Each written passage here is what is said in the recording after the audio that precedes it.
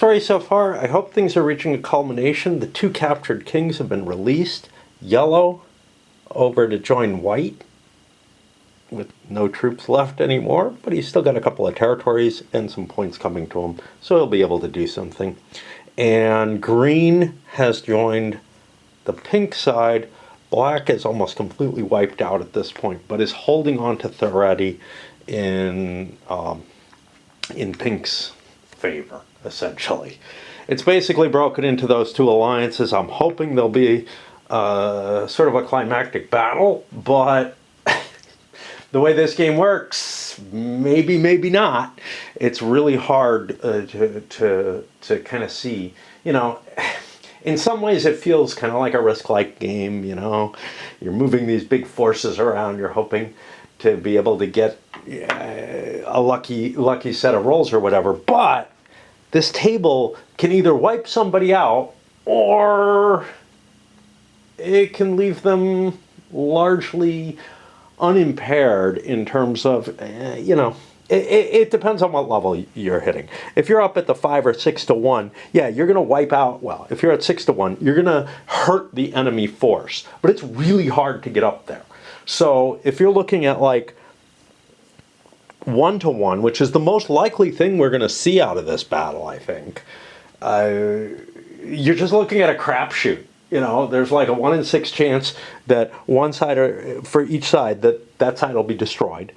A 1 in 6 chance that it'll lose half its force, which probably is going to be pretty bad, but doesn't really guarantee anything because you still have your income and whatnot, and you can fall back and hold on to things. And then chances that one side or the other just has to retreat. Oh well. I found out the 3rd video in the series apparently included the 2nd video in the series in it. Sorry about that for anybody if you ended up watching, you know, the 3rd one and saying, I saw this already. Well, you may have missed part of it or whatever. The first hour and 40 minutes or so is just a duplicate. I can't figure out how to go back and try to fix that. There are ways, but they're not pleasant anymore. And I figure so few people watch these that it's not that big a deal. It really isn't. Once upon a time, I cared a little bit more about stuff. All right, so here we are, ready to keep pushing on. Let's see what happens. Alliance phase. All right, so here's the magic. 1 person has mind magic, 2 people. Yellow has mind magic, and white has mind magic. And I got some things to erase, but they could do something to try to disrupt the alliance here. Now, I'm not worried about black. I'm worried about green and pink. Yellow probably can't do much with white, so they might agree to have a non-official alliance, but white can use their magic to try and form an alliance with green. Or, for that matter, yellow could try to do this. What happens is if people aren't allied, they can't combine their forces. So that would mean a problem for like green and pink who want to operate together to be broken apart in that way. So it might be valuable to do it, even though it will break up this alliance. And they're the only ones with it, right? I believe so. All right. I think what's going to happen is yellow, they're going to write their alliance with white anyhow. But I think yellow is going to try to ally with green. It's not the optimal situation. You know, instead, I'm going to ally with pink. Because taking pink out of the mix, if green and black are together, that's no big deal. And of course, they're set up in a 3-way alliance. I don't know if that would hold, actually, because they've all exchanged slips that say they're all on it. I think it would actually break it apart completely. We don't get it, though. And that was yellow doing that. White is going to save theirs so that, since I'm the only one with forces, if I do a clairvoyance, I'll be able to know where the enemies are traveling, but whatever. Tornado phase. Who's got elemental? Green, black. That's it. Do they want to do the same thing? Try to reduce white's strength, or do they want to use magic to try to screw up white's movement? I think reducing the strength is the more important thing. We're trying to get this over one way or another. Everybody's hating this. All the players want this to be over. So we're going to do this way. So green has the bigger elemental. They're going to go after Chessa. They don't get it. And again, we'll mark things off. And pink will go after Starhome, which they also don't get. Again, you know, counting on the elemental magic to change to influence movement, if that's a low number, it's just too damn risky. Whereas doing it here is no real harm. You know, I either get it or I don't. Being able to freeze some of the forces or something in movement-wise, if I can't count on that back when I'm doing my plot, because it's not like I get to do it before everybody plots or anything. If I can't count on it, it's useless. It's worse than useless. It's, you know, it's like, at least if I'm not rolling that, I can kind of count on them to try to do something that makes some sense. But in this case, there'll be like a 1 in 6 chance or a 2 in 6 chance that, like, they'll just do something that doesn't make any sense that I didn't prepare for. If it was a situation where it's the only way out, it's the only way I could win the game or something like that, sure. But this table says there's lots of ways. Cool Stuff Inc. has a sale going on. And, you know, so I bumped over and looked at it.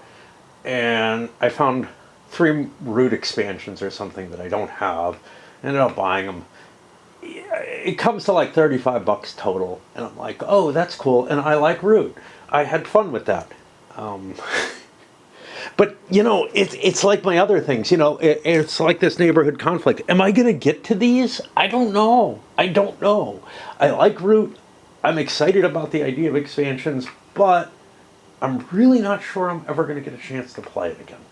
It's like, just because I had some enjoyment of something, you know, and especially with root, it was something I really kind of kick out of playing opposed as opposed to solo, and there's less and less room in my life, less and less chance of anything happening opposed. There were some hints of it about a year ago, a little less than that, that somebody was trying to get, well, a couple of times that, you know, people would wanted to get a group together or whatever, but now it just feels like there are no more hints of such things happening. Anyway, I'm on the finance phase. I just wanted to bring up this. You know, I keep buying things that I don't know that I'm going to actually be able to use. Otherwise, we're in kind of a weird position. Yellow has a lot of money and nothing to do with it. They can build one dwarf. All the barbarians are in white's hands. They're truly the Barbarian King. I've said that before. Pink owns Therati, so they're going to build there. And in order to prevent them from building much there and also defend Chessa against those elves coming down, white is going to build a legion down here. It's kind of painful, but I have exactly the money for that. Pink is going to build troops with no leader, which is kind of a weird situation, but, you know, given that I'm allied and whatnot, that makes Therati an interesting place to fight. Now, if Therati is an interesting place to fight, I may want to keep all the white units there. And I think we may just end up with a grand battle happening down there with everything thrown in. Because, again, it's the only damn way to get this over with.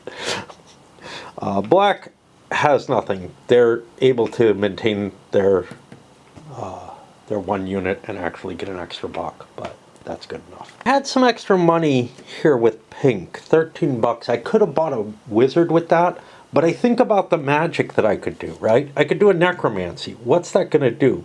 Maybe kill units? It's 5 bucks per unit. I wouldn't have enough to kill anything. You know, it's just, the magic is just so fucking painful in this game. What else could I do? I could do clairvoyance, mind control. That could allow me to write orders for these boats and get them out of there. All right, let's do it. Let's spend the bucks and get a mind control wizard here. And I don't know where to put him. He'll be with the stack because, I mean, I could hide him somewhere else. There's no real reason to put him there. I could actually build him up here and protect him with those boats and be able to, I don't know.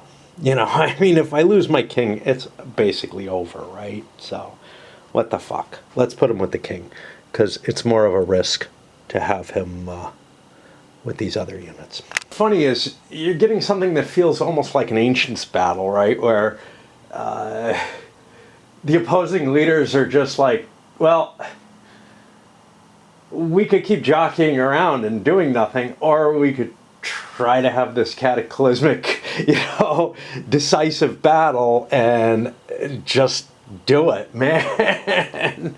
There's no reason not to. It's just, but it feels so wrong. It doesn't feel like it's any kind of, you know, honor or anything. It feels like it's just can't keep going, man. Let's try to get a decisive end to this, which may be close in some ways to what you're talking about with why the ancient battles tended to be these set piece affairs that, like, both sides more or less agreed on what the terrain was going to be. You know, quite sure there are times when that wasn't the case, but there were also times where it was basically, look, we're both here. We could each sit in a defensive position and not fight, and both of us would fritter away, or we could fight the battle, you know, that we're here for. Make your decision. And sort of there's well, none of the kingdoms back then really were in a position to keep a standing army, so they were kind of both under pressure. Let's just get it over with. But in a game, it feels really weird. It feels really weird. Usually somebody has a reason and an advantage to decide, yeah, let's not fight. I'm going to keep jockeying around and maneuvering. But quite often that just wasn't the case. You know, quite often it was the case that, like, the situation just dictated and both sides felt like, not that it was necessarily to their advantage to fight the battle, but that they kind of had to. People doing mind control checks. First one is here, Black, who is doing it with his new wizard on O11. He wants to write orders for O11. O11's got orders written, but I'll change them if need be. But no good. And then the other mind control is over here on 41. He's got a 1. Yellow is the one who played the magic to try to break up the alliances. I don't think White did. Maybe I'm mistaken. Did White? Yeah, I think White did too. Did I mark that off? I did not mark that off. And I did mark that one off. Yeah, I was going to use this for clairvoyance. I'm not going to. I'm going to try to mind control this guy. You know, that doesn't work either. I'm not going to scratch him off. It doesn't matter. I'll take care of the movements. There might be some interesting things happening, but for the most part, I don't think so. I think everybody's kind of decided to clash everything into here. But there's some weird shit going on that might cause that not to work anyway. This is really stupid. For White, I noted that, hey, if I'm the only person here, I can move into there after I convert it. That's not going to be the case, though, because these troops are there. They can block me, whatever. Control's not going to change. And then also this guy, I didn't even think about that when I wrote his, was moving into here. He's not even allowed to. So everything's illegal. White's stuck there. None of the interesting stuff that I thought might happen happened. In the end, we have two battles that are happening here. One is down here at Chessa. We'll do that real quick. And then the other one's this monstrosity, which is everybody's thrown in there. This guy could have actually gotten there. He could have moved to Zahn and then Thorandi. He chose not to. This is the pink leader, so he would have actually captured this. Instead, he's just sailing around down here. Meanwhile, green has been capturing stuff down here. But otherwise, everything's just been focused on getting into here. Might have screwed up. It turns out that extra 4 strength points is important, and it probably isn't. It's probably a big 1-to-1 battle. It's not going to matter. Okay, so here I have 3, 6, 8 to 3. That gives me a 2-to-1 base with leader 041 green, who doesn't have anything exciting, but it is a 2-to-1, which is kind of cool. There also is nowhere for the civilized forces to retreat to, which is important, except that the larger force has to retreat. Go back out to sea. Oh well. Nothing exciting there. Now to this, and I have no idea. I have to do lots of counting. Ooh. Wonder what's going on.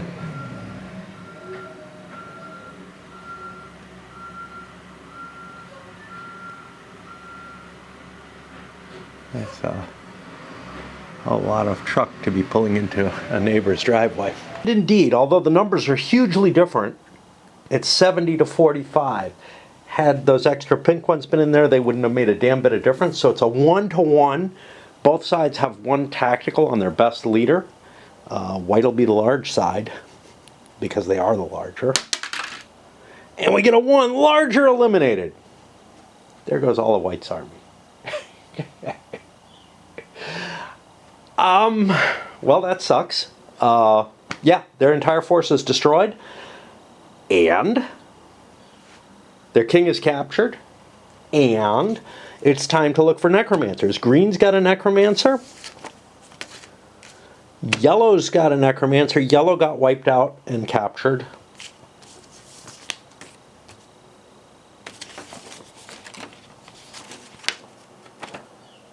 Pink's got a necromancer. Let's see, who won this? Green, black, pink. So, green, pink. No necromancer. No necromancer. So green and pink are the 2 necromancers. They each get to roll. Green has a 1. I don't know what the hell happens if, like, zombies... If it both critically fails and succeeds for a player. I guess the zombies will eat a bunch of the Alliance before they get controlled. But nothing there. We could probably just give this up. Nothing there. All right. So all of White is knocked out. And I feel like we should probably be quitting at this point. But there's a lot of White left. He can still put up a force.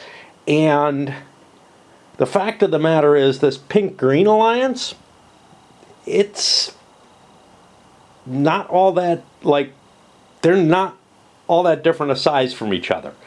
And White's still in it. What do we do? Do we finish the game? I don't know. I was kind of hoping, I guess, that White would win, because it would be very clear that pink and green couldn't hold up against White. But I think White might be able to hold up against pink and green. I was actually enjoying the game. And I'm not sure why I'm not, right? I'm really not sure. If I was actually enjoying the game, I would definitely be continuing on. I'm a little torn. And I think I'm going to walk away and think about this and try to decide, do I want to finish this or not? Because basically everybody had been playing this out with the, hey, let's do this climactic battle and we can decide what happens based on it. And as far as I'm concerned, pink gave the majority of the forces. They're going to capture both leaders, but conceivably there could be a dice off or something like that for the leaders. How would you proportion it? I don't believe the rules tell you anything about that in terms of how to handle it. Is it just even, so that the black player who has almost nothing might get the king, might get one of the kings and be able to like make some kind of deal, like give me all your territory over here, just let me expand into it, whatever, and I'll give you your king back, you know. But or is this just a matter of look, let's agree, pink wins the game, green comes in second, and white, you took your shot, man. I don't know what to do between black and white because black has basically no chance if anybody turns against them. Anybody could take them out. So I think what it really would come down to is pink and green come in first and second, and everyone else is just neutralized. That's if I come to an agreement to end it here. Otherwise, what the fuck do I do? Do I keep playing? White could put things together, could maybe get an alliance, maybe a green white alliance against pink or something like that, but I don't think that's going to happen. Green is like committed to this, so they're okay with the deal. White's not okay with black coming in, say, third. Yellow doesn't give a shit. They're like conquered, and they will lose all their territory to whatever. Um, but white's like, look, give me third or something. And black's like, I can't really dispute this because there's no way I have the forces. So I think that's where we're at. Um, it's just the system, it shows some promise, right? It feels like you could tweak it and make things fix. But I honestly think that, like, I can't remember ever really enjoying this game. I remember having good thoughts about it, good memories about it. But when I think back, I can't figure out any basis for them. Not at all. Like the maybe I played it like 2 player or 3 player and kind of enjoyed it.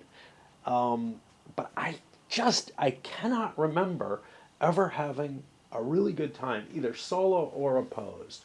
I have the feeling that opposed we kind of fucked around with it, maybe didn't get very far into it ever, and it wasn't worth. It just didn't feel like, yeah, we want to try this again when we have more time. Set something aside because it looks like such a tiny game. You figure it's going to take a few hours, but it could take a lot longer. It could conceivably take forever. Just because the balance of power situation and the negotiations and how easy it is to kind of rebuild an army that you've lost. I mean, uh, I really don't know.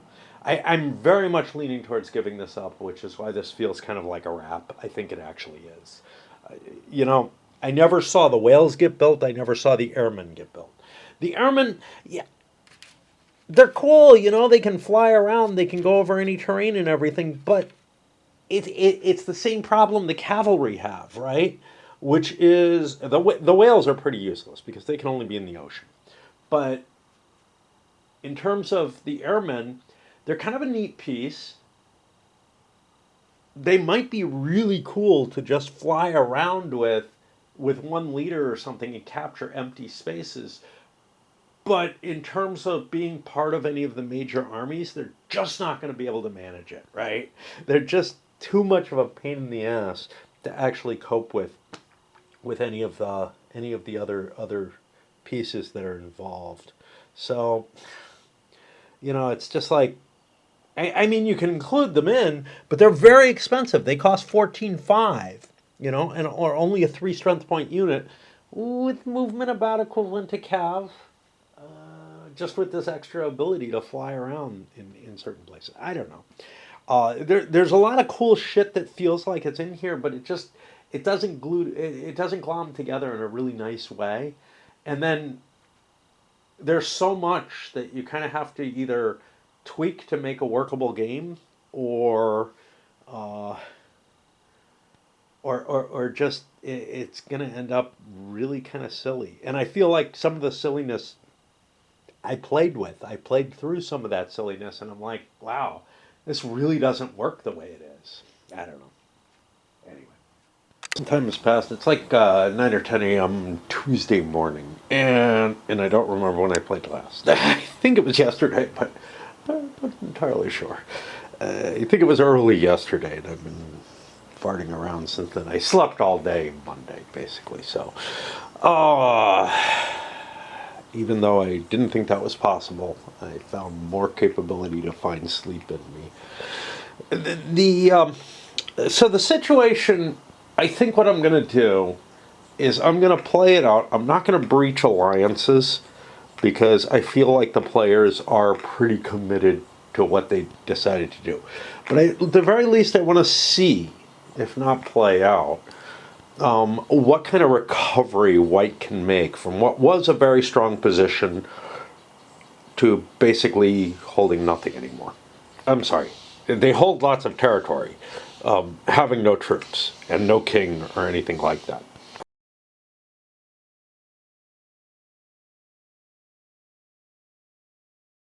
Tornado phase.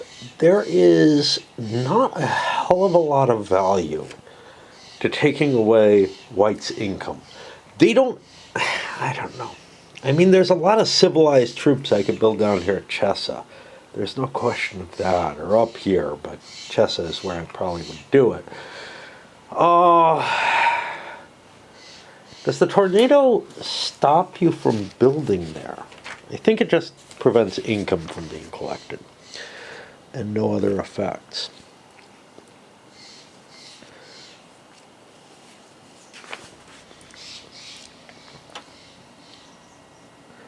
Yeah, it just prevents taxes. That's it. You know, I mean, taking $18 away would do quite a bit because there's quite a fair-sized army coming, but it might not be enough to prevent him from, you know, his, what, 22, $43 or whatever. I think he's going to have about that, even if you take that 18 away. However, there's a leader and maybe a few other things. Yeah, I think using elemental magic for anything else is iffy. Alright, so yellow and white are going to coordinate here. Right, white? No, pink, sorry. Yellow, not yellow. Yellow has nothing. Green and pink are the elementals.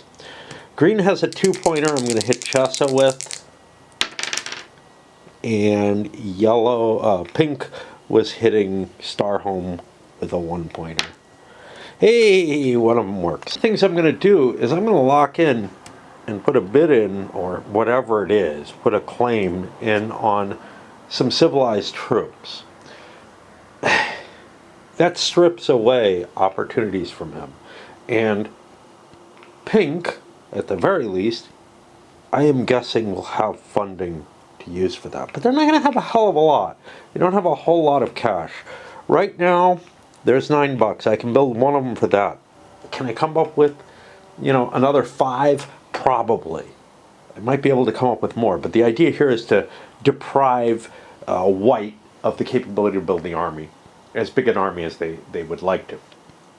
If we were playing with the rules as written, either White would get them all or Green would get whatever they want. And White would get the rest. You know? Which is pretty much, that latter effect is pretty much what's going to happen. But it feels to me like there's an opportunity for White to just kind of come back off a single die roll. One that feels kind of gamey to me in the sense that, like, yeah, why can't I raise troops here? There's nothing, you know, if there was a bid or something like that, it would make more sense, but there's nothing like that. It's me to an interesting point. Yellow is building all the Dwarven infantry that they can. Nobody gives a shit about it. They're going to be able to get away with that. That gives them no capability to move or anything like that, but a fair-sized force that'll defend this location. There's not troops to get into this. So we feel we're pretty well protected, be able to maybe build a leader eventually or whatever, but no matter what, we'll be able to hold territory for some time. Eventually it'll drop down to just 2 because this only holds 6 if it comes to that. But green, like I said, was going to buy these. Pink is also in a civilized location with their king, which means buying troops there is going to be useful to me. I could also buy things on the way, like orcs or something, but I'm not missing any. Black and white here is maintaining their forces, and they're going to go try to claim what they can over here and, you know, grab some territory from white.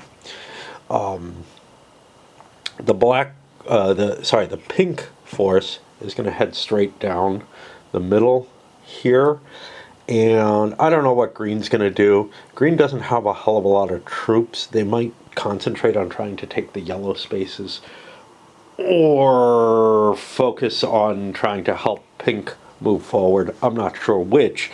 Over here, I was planning on building there, and we're in conflict with pink there. And then the question comes down to, what's up with white? White's got 54 bucks. Make it 61 to spend. Which is a little less than I thought I'd have. Now,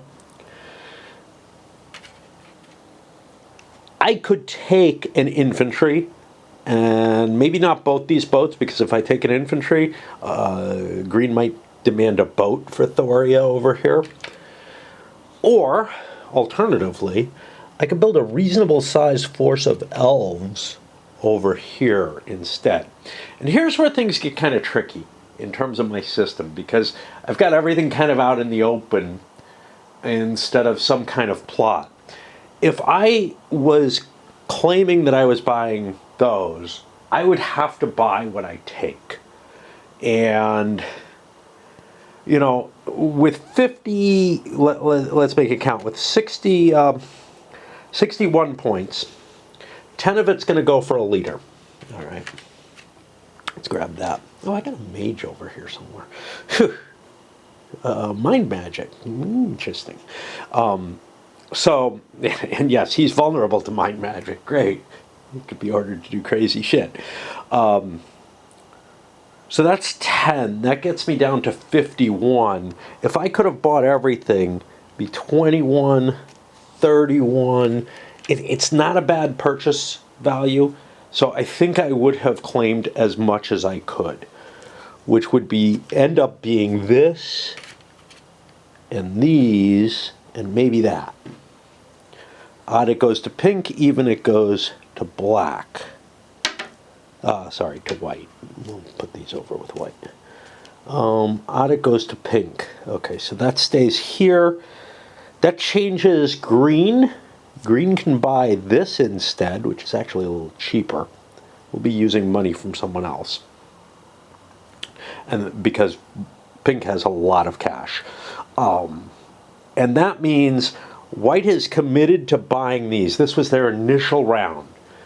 Now, after the allotments are decided by die roll and whatnot, I find out I'm at 1323 that I'm buying out of the 61 that I wanted to buy. So I'm going to buy other stuff. Now, the only other stuff I can buy the pirate ship. That's kind of a nice purchase for its value. It sucks because it's the only thing that's there. I can buy me, I think Elvish ships were good, and I'll figure out an Elvish force because nobody's been deprived and wants to buy elves. But you could come to the point of, oh, okay, well, if green, as long as they keep to the things that they agreed to, green could spend additional money to try to take elves away too, once they find out that, oh, well, white is buying other stuff.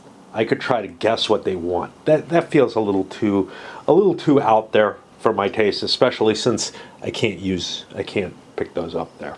A lot of different ways you could do this allotments, right? Instead of allotment by power, you could do an allotment by province that they hold. I've already discussed some other ways, like through bidding, and of course there's just the dice off that comes simply. But yeah, I'm trying to simulate this kind of, hey, I plotted to buy these things. I didn't get them all. I can plot to buy other things instead. So that I'm not completely screwed out. So this is what we scraped together. The exciting thing being down here. There's a big elvish force here. I've still got to buy these no matter what, but I'm also getting this. I took tactical instead of march. I can't afford to do march. You know, it's like march is kind of cool in some cases, but no matter what, I'm going to be engaging in fights and whatnot. So taking the tactical is well worth it. That puts me to the magic phase. Anybody got necromancy and a few bucks? I don't think anybody left themselves with a few bucks. He had to spend all his money on green getting troops. Yeah, nobody's got enough cash. Now, somebody could cut a deal. So, like, black has $2, but and there's $1 here. $1 here could give me a necromancy, but I don't have the right kind of leader. Good enough. The other thing is allegiance, not interested, which means we get a plot movement and clairvoyance. We do not want to do that here. What we do want to do, though, is who has mind magic? Huh. Pink and white and yellow, not pink and whatnot. What did Pink take? Pink has a mind magic. Yes. Okay, so Pink is going to cast mind magic to try to control this guy and send him off to do stupid shit, right? To allow all the territory to be captured. I think this is the last turn. I think we're going to see white collapsing under this, but you know, of course, that probably won't work. But I think we're still going to see that white has collapsed enough that it's just not workable. White's plot for last because they're facing the mind magic. And that's a 2-point mind magic that Pink is casting with their mage. We have a mage now. You know, I don't know where that mage is. Where the fuck did he go? I swear I have one. Uh-oh. I rolled a 4. That's not going to succeed. But what's up with him? I don't see him there. Like, I know I see he's missing. Like, he's not on the board. And I know I bought him.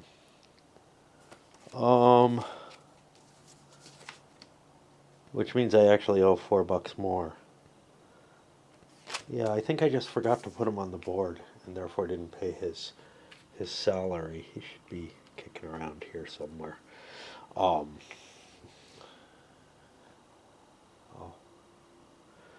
figure something out about his money.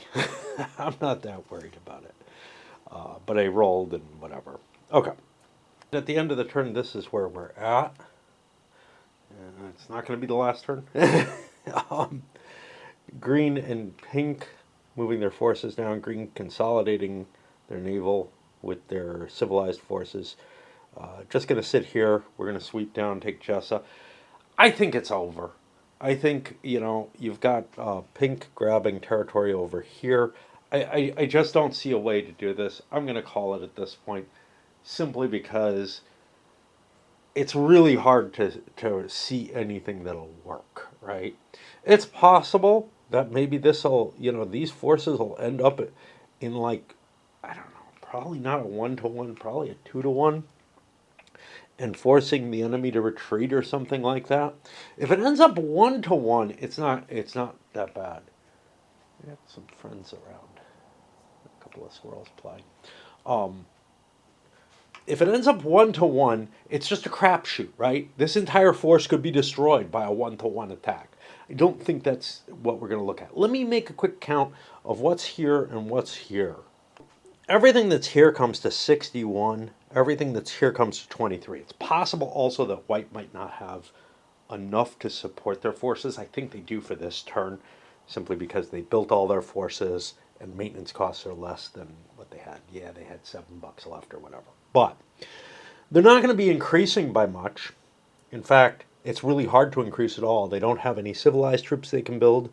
The elves, there are elves left, but they've left them behind. They would have to do something, you know, to ferry them back using this, and in that time, this would get wiped out. So we've got a 2-to-1 advantage up here, and not any real chance of gaining anything else. These guys won't get much either, except there are a fistful of feudal troops I could buy. They're nice and cheap. Not quite as cheap as orcs, but green can buy those. I gave green these two territories because, well, they took this already and they have the seas there and everything. So that kind of makes sense. Meanwhile, you've got black moving in here. They're going to take Penna. These guys went and took Hadrian.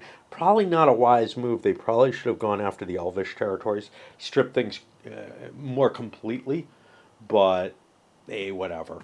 Yeah, I don't know what the what the situation is, but it looks hopeless for white.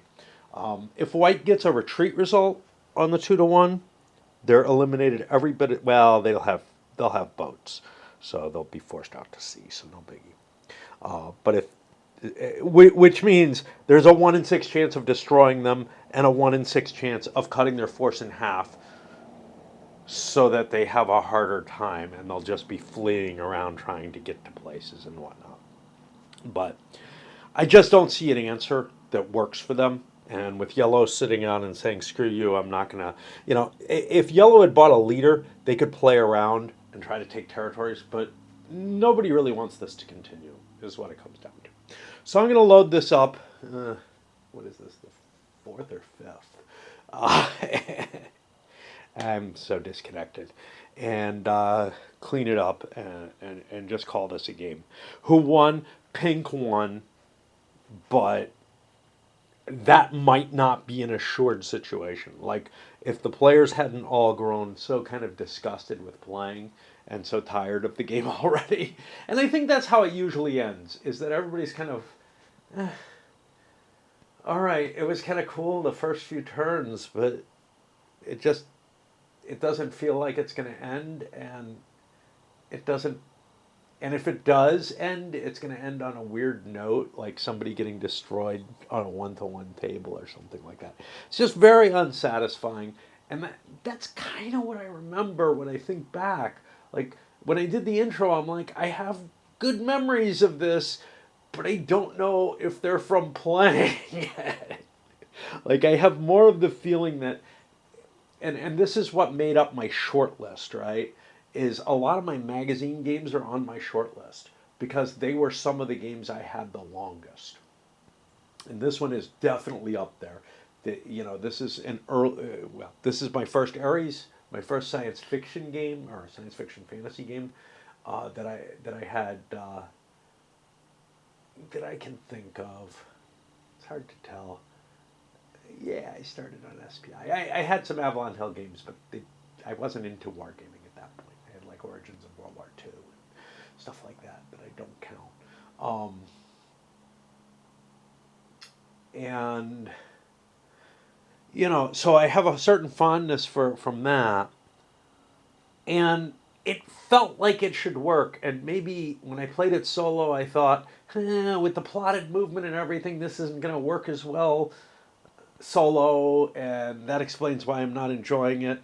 And then I would bring it to a couple of times to play opposed, and it never really hit a home run there either. But a lot of my SPI games failed to hit a home run there. So like I played Napoleon's Art of War, the Dresden scenario, in like a 4 or 5 player game of it's a tiny little map like this with 100 pieces or whatever, and it's like, all right, you've got Clanau's Corps with 6 pieces, and you don't get to enter the game until turn 15. No, I mean we definitely had we divided it up by nationality, and there were people who just like basically just didn't get to play. And meanwhile, I'm playing France, and in charge of everything the French had. So that was pretty ridiculous, to tell you the truth. Anyway, yeah, a lot of those sort of my first SPI games that I tried to bring to people to play. One of the problems is I tried to bring them to people who, weren't really into wargaming, and it really didn't have. I didn't get people who would play war games with me seriously.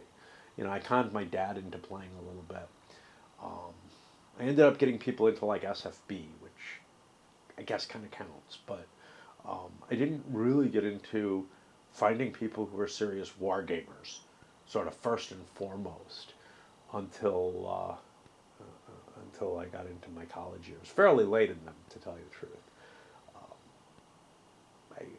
I had one in my house who was very into war games, but but he had no time. He was in like an MBA program and spent all his time getting high in front of the TV instead of playing games.